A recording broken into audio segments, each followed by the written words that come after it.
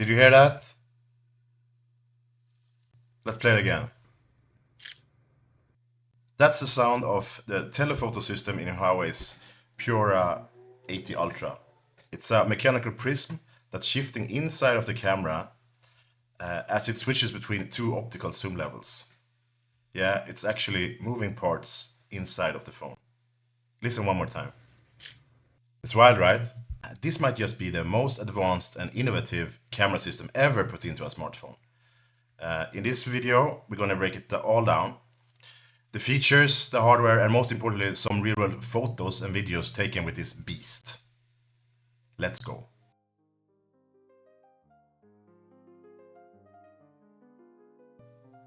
Let's take a look at the back of the Huawei Pura 80 Ultra, because what's going on here is seriously impressive. This is the main camera, a powerful 50 megapixel shooter with a massive 1-inch sensor and a variable aperture ranging from f1.6 to 4.0.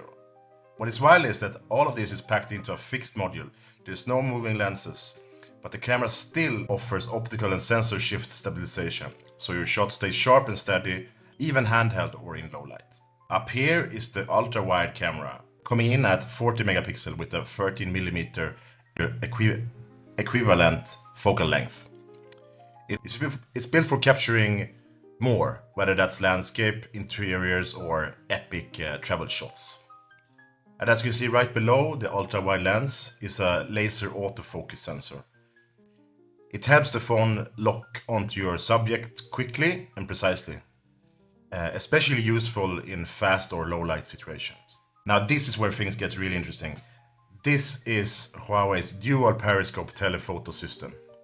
Instead of using two separate zoom lenses, it has one shared sensor and a moving prism that switches between the two optical paths. A 3.7 zoom at 83mm and a 9.4 zoom at 212mm. The result? Crisp, stable zoom at multiple focal lengths without any digital tricks. And finally, this little sensor down here is just a multispectral color sensor. It's just a 1.5 megapixel, but it plays a huge role in improving white balance, color accuracy, and helping the image processor get more natural tones. So that's the full camera system, a massive main sensor with a variable aperture and stabilization, an ultra-wide for creative framing, a dual path periscope zoom with a moving prism, and sensor that make everything faster and more accurate. This isn't just a camera setup, it's a precision engineer imaging machine. Let's move on. Alright, let's move on to look at some pictures that I've taken.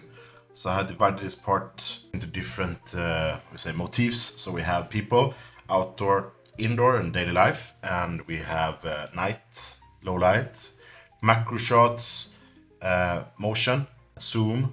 I'll show you some zoom pictures before and after. Yeah, that's it. So let's start with people. So first of all, this is a portrait. I think this one is using a beautify maybe too much. So I'm not sure what you think, but I think this is too much beautification. Not really sure I recognize my wife. Well, this is also low light, night, you can say. This one is good. This one is really nice, I think. As you can see, 145, so it's a bit zoom. This is not the portrait, it's the normal photo. I stopped using beautification because I thought it was too much. This is also a nighttime portrait out with my friend. I love this shot. You can see the colors are very brownish, yellowish. It's nice. Same here, nighttime shot. This is maybe not people. This is outdoors, walking type motion. This is also people inside. As you can see here, playing pool. Wi-Fi, good shot indoor with outdoor lighting. So let's move outdoors and see our outdoor pictures. So this is the first one, as you can see. It's a nice motif, I think. This is down in Shanghai, Zhujiajiao, which is an ancient water town in southwest China. You can see these pictures. It has auto settings, just walking around taking photos. I think they're beautiful. Of course, the place itself is very beautiful, but it was not a big problem getting nice shots here. Very artsy pictures. Yeah, As you see, very nice outdoor green. I think the colors are really good. The reflection in the water is nice. Handles the lights very well. Some bridge shots along the river, down the streets. People are cleaning the river. Good shots here. Now it's turning into nighttime here. You can see the moon. Alright, so let's move indoors. So some daily life indoor photos. So this is Dogman, Wolfie. Zoom in on him. Let's try to take a photo between the rooms. He got me. This is a hotel room. This is like shining almost. Of course, some food pictures. We need food pictures. That's why you're gonna use your camera for anyway, right? So this is deep fried chicken with chili. This is shredded potato. This is tofu. See it there, right? And yeah, rice tofu and shredded potato. You can see the details here in the rice. It's very nice. Great picture. Right, so let's move on to low light.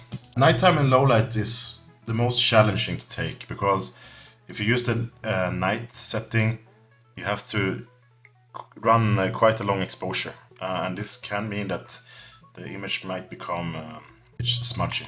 So this is me out walking the dog, and he likes to run. He doesn't want to stay still. So I had some issues here getting good shots, and obviously I don't have a tripod or anything. I'm just trying to take a night shot. So here I can. In this photo, I managed to hold it still. He is still moving. He is not staying still. Same here. I love this photo, but the dog is kind of ruining it with his running.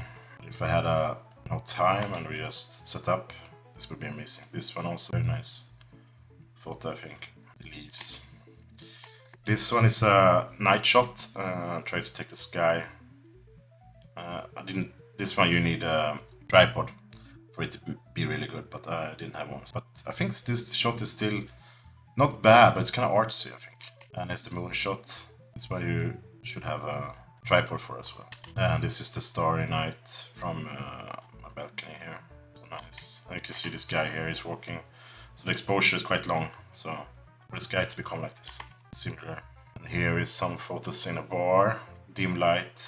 As you can see here is very nice colors. This is zoomed in on the bar disc, so it's 89mm focal length, 89mm zoom.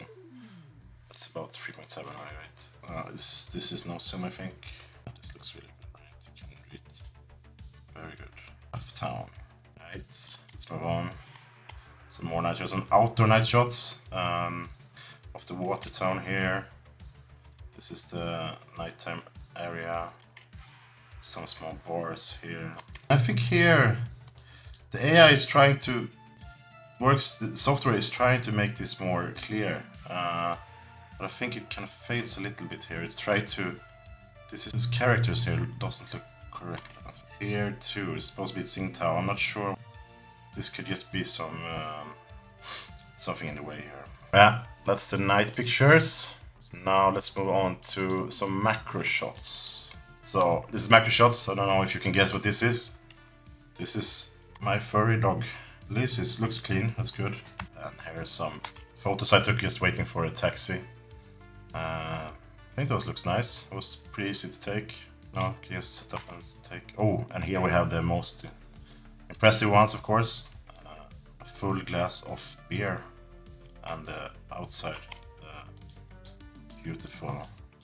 What is it? Marbling? Is that the word? See, it's a Sapporo, this one. Different beer.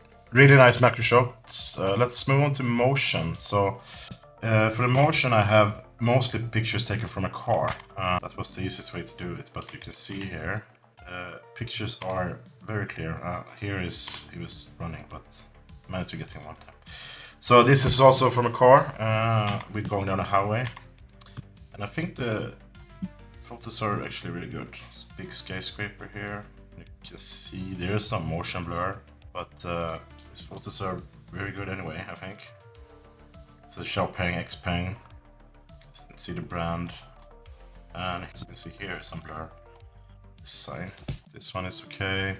And the buildings are okay. They are drying clothes. I think this is good. So motion from a car is fine at least. And now let's look at the last one, which is zoom. So here is a photo of I take it from the desk I'm sitting at the moment, and taking it to the other room. And as you can see here, there's a green little box there. I'm trying to zoom on that. So this one is here. So you can see the zoom is very good. It's very sharp, but I think the AI does too much here. It makes this contents into it tries to guess what these characters are, but most of these are not characters. It's unreadable. Like, okay, this is maybe a good character, and so is this one. The other one was basically unreadable. So I think the AI might overdo this zoom here.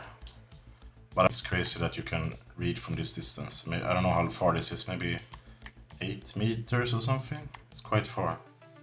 And this little chewing gum box here. If you could read this, it would be amazing. Maybe if here's outside zoom. This one is not so high, but as you can see, at least this lady here, I think it's good. Here is another outdoor. This is actually, I think, a wide shot. And I'm trying to zoom this restaurants over here. This one, boom. So you can see this is some building construction blockade, and this one is really nice. This is indoors. This zoom is not that hard, but I really like this photo because you can see the texture. So this is the pillow in a sofa, and with the zoom you can see the texture of the pillow really nice on this one. I really like this photo. Here's outdoor again. So now I'm going to zoom in on the buildings over here and the roof. So you can see this is the roof of the boats here. And this shot is really nice.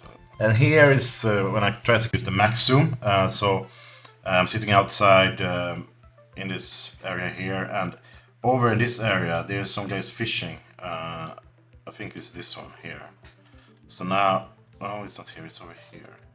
Maybe it's this case. But anyway, I tried to zoom this, and here is the picture, as you can see. So they're barely visible in this picture. That's this case here. But here is the results. So this is handheld. But as you can see, the AI is doing a lot here. I think you can see it's kind of rough here around the edges, and it's a lot of, I feel like the AI is doing guesswork. This is a net. So some of these structures are really nice, but there's a lot of information, I think, in this picture that the AI is trying to fill in.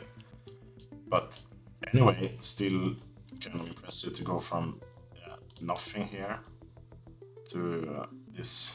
That's pretty cool. So those are the pictures I want to show you now. Let's move on. So what about the video? I think the video is pretty good too. Let's have a closer look. So here we are outside, trying the zoom levels.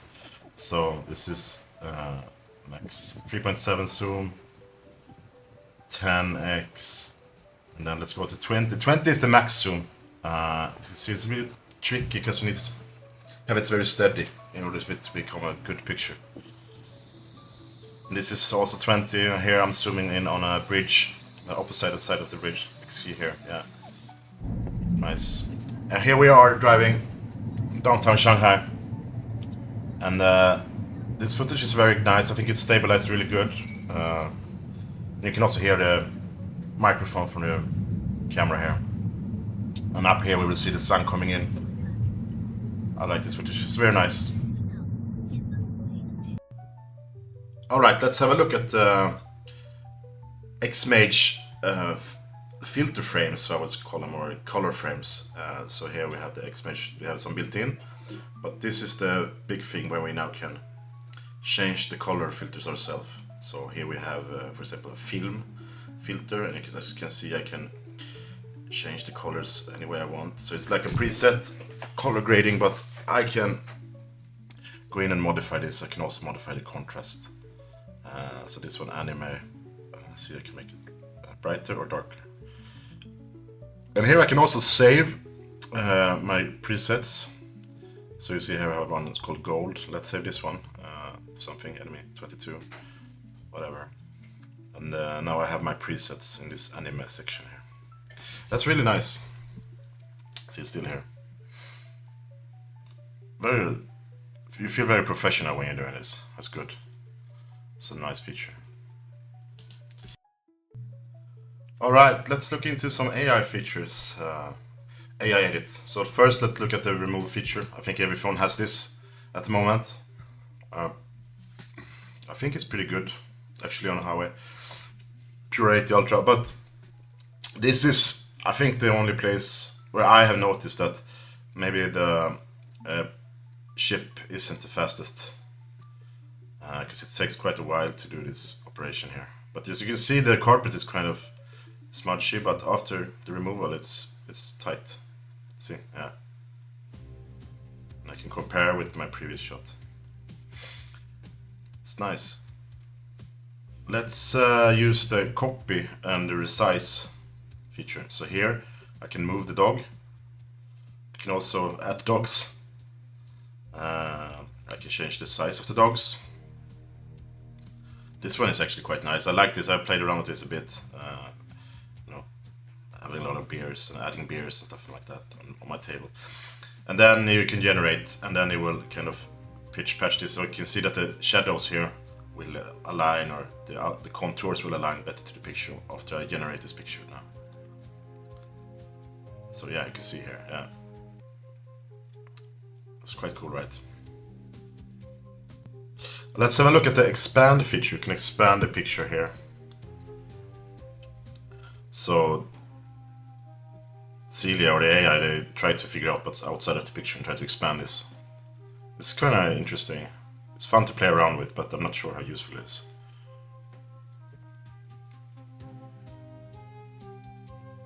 It's processing, and there we go. Yeah, it looks nice. Looks like a real room, at least. But yeah, my room doesn't look anything like that, but could be. It looks plausible, at least. Let's have a look at the anti-glare removal. So this one is quite interesting, I think. I will show you another picture later, but here I'll take a photo through the window, and then we can use the anti-glare mechanism to remove this. This is actually kind of hard to see where the glare is, but let's use de-glare. Maybe you can see a comparison.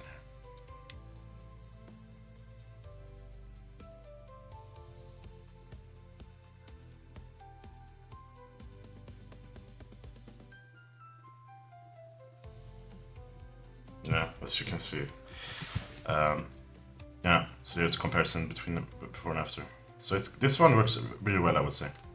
Here is another one I took before, where outside there's a firework, and I took the camera through. I took the shot through the window, and then I did de-glare. This looks quite cool, right? So what about the front-facing camera here, you say? Well, it's a 30 megapixel front-facing camera, has autofocus. It's yeah, standard, nothing special, nothing to write home about. Don't think there is that much you can do with the front-facing camera. So that's it for this video. Really impressed by the camera. I think at least it's the most impressive phone camera I ever tested. Granted, I haven't tested all of the super cool prototypes and this kind of thing, or the latest greatest Xiaomi or Vivo or Oppo. But who cares? This is my phone, I love it. It has a great camera. I'll see you in the next one. Bye bye.